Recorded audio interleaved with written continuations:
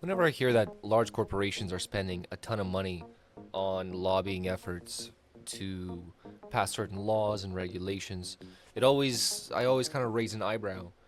And we've seen a ton of examples where corporate lobbying leads to pretty bad things happening.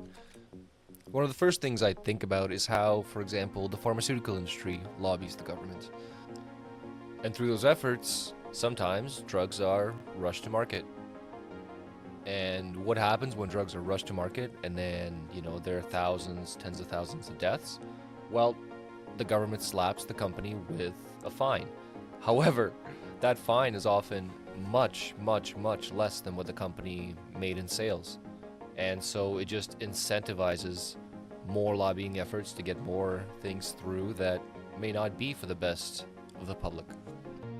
And just to bring an example to that point, want to point to this article from citizen.org about, pharmaceutical companies to pay $62.3 billion in penalties.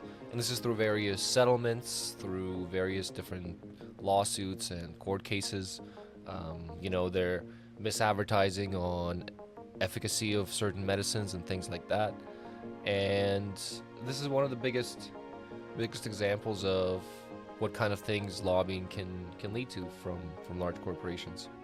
And so now, over the last couple of years, what you've been seeing is massive AI companies also kind of embracing that lobbying and starting to kind of try to get a step ahead of regulations and other things that might come into effect that might affect their business, and they're trying to get ahead of it. And I think this article, like here, is kind of a little bit misleading, if you will. The AI industry uses a light lobbying touch to educate Congress from a corporate perspective. And I think this is such a funny term to say, a light lobbying touch, considering the kind of things that lobbying has done.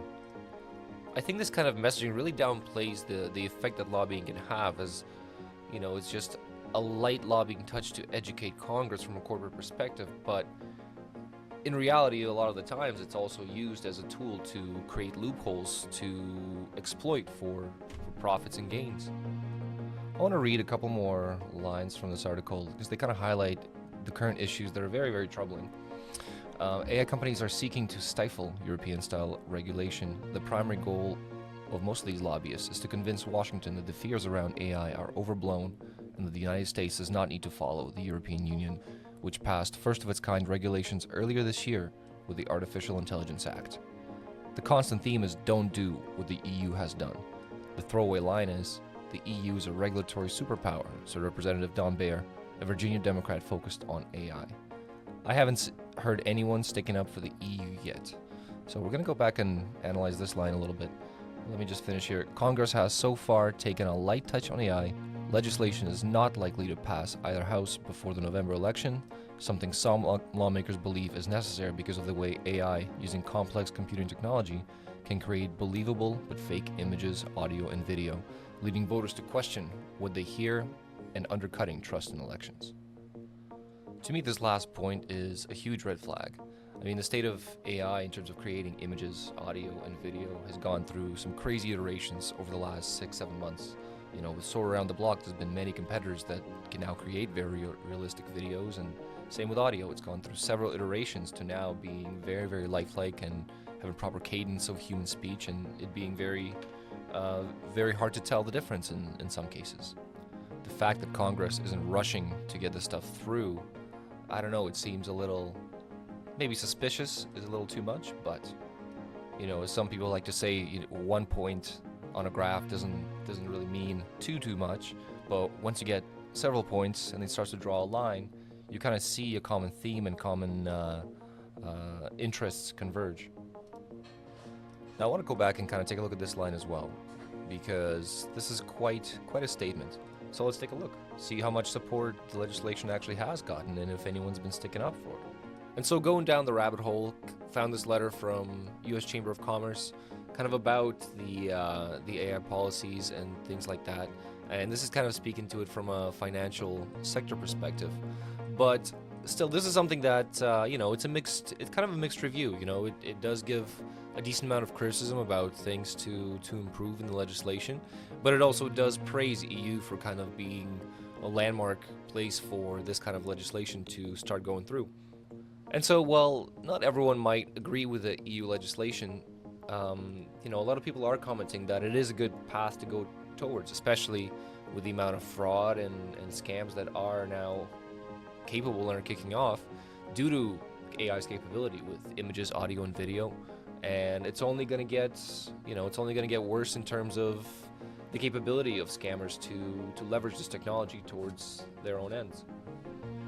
So it is a little bit disheartening to see the government not really doing much about this. It doesn't seem like they're too concerned about it, but I think we've all seen how the Congress at least handles talking to high-tech CEOs. Well, how do you sustain a business model in which users don't pay for your service? Senator, we run ads. If I'm emailing within WhatsApp, does that ever inform your advertisers? No, we don't see any of the content in WhatsApp. It's fully encrypted. Right, but is there some algorithm that spits out some information to your ad platform, and then let's say I'm emailing about Black Panther within WhatsApp? Do I get a Black Panther banner ad? Senator, Facebook systems do not see the content of messages being transferred over WhatsApp. Yeah, I know, but that's not what I'm asking. I'm asking about whether these systems talk to each other without a human being touching it. Senator, I think the answer to your specific question is if you message someone about Black Panther on WhatsApp, it would not inform any ads. Okay. There have been reports that Facebook can track a user's internet browsing activity even after that user has logged off of the Facebook platform. Can you confirm whether or not this is true? Senator, I want to make sure I get this accurate, so it would probably be better to have my team follow up. So you don't know? I know that people use cookies on the internet, and that you can probably correlate activity between sessions. We do that for a number of reasons, including security and including measuring ads to make sure that the ad experiences are the most effective, which, of course, people can opt out of. Will Facebook offer to all of its users a blanket opt-in to share their privacy data with any third-party users? Congresswoman, yes, that's how our platform works. You have to opt in to sign into any app before you use it. Could somebody call you up and say, I want to see John Kennedy's file? Absolutely not. Could you, would you do it? Could you do it? In theory. Do you have the right to put my data, a name on my data, and share it with somebody? I do not believe we have the right to do that. Do you have the ability? Senator, the data is in the system, so... Do you have the ability? Technically, I think someone could do that, but that would be a massive breach, so we would never do that. It's tough to say what the next step should be, but I think the article that we were talking about earlier highlights a point that I think is very important, that the education of this AI technology shouldn't be left up to the lobbyists who are lobbying the government for regulations. At the end of the day, you can't trust these regulations not to be loopholes for other intentions. So as these things come down the pipeline, perhaps it is the public's responsibility to educate ourselves about this new technology that's essentially revolutionizing the way we do a lot of things in the world, and how companies are adopting it. You know, the consumers may not see all the crazy advances that artificial intelligence has done, but as somebody who works in software, it's pretty crazy how fast it keeps on evolving and keeps on improving productivity of all sorts of different things. And I'm not saying you have to, get in there and learn how to code AI and all of that stuff, but I think it does help to know at least the basics of what it can do, and, at the minimum, how you can be scammed and defrauded, and how your information and data can be used for those kinds of things. So that's it for my rant. Thank you guys for listening so far. Give it a like, give it a subscribe if you enjoyed the video. Leave a comment if you want to have a little conversation in the comments, and that's it, that's all. Thanks. Cheers.